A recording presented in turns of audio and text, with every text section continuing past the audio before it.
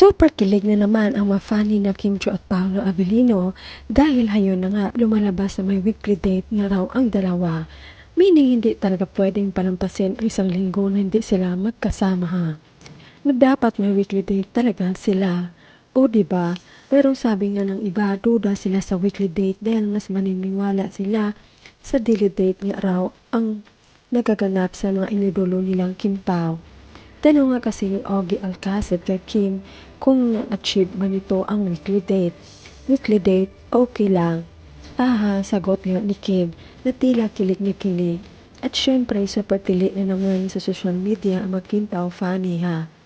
Chika nila, confirm Kim Pao weekly date with Uyab. Kim Pao now and forever. Nga, wow, ang unti-unti na talaga umaming si Kemi.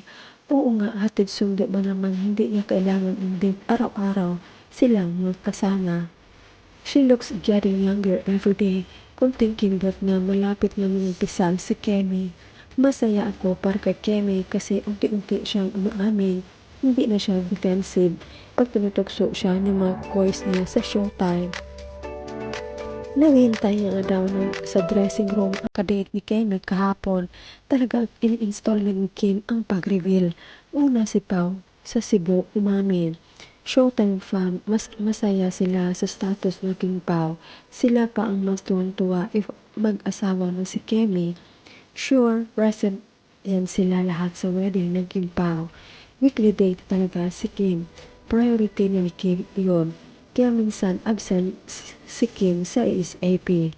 Sobrang happy si Kemi, nakikita sa face niya kasi binigyan niya siya ni God ng lalaking handang maglaan ng oras sa kanya, na laging nakikinig sa mga kwento niya sa lahat-lahat. Palaging present si Pao.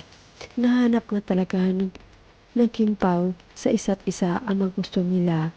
So happy for Kenny, iba talaga yung glow niya ngayon at wala siyang pag-deny sa tanong sa kanya about weekly date. Siyempre okay yung miss, may jowa. Shout out Daddy Pao. Ay totoo kasi wala ng charot.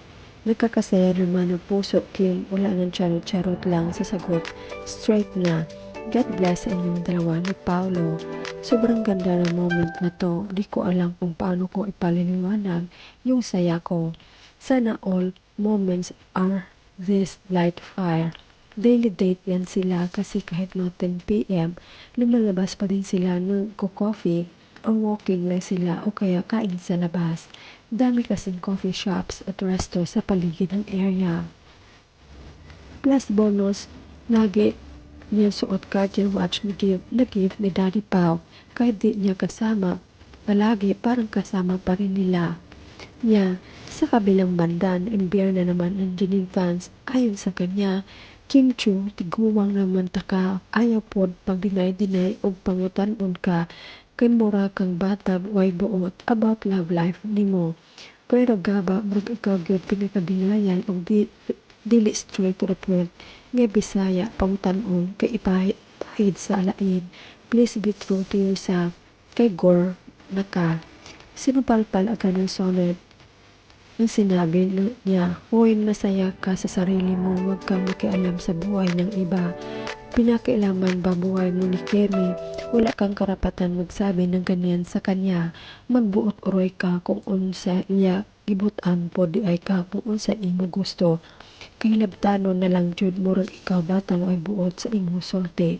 Pero syempre, puring-puri si Kim na mafani dahil sa kabutihan ng kanyang puso. Imagine magkakaon siya ng Kim Chiu Closet Bazaar na ang kikitain nga ay tutulong niya sa charity.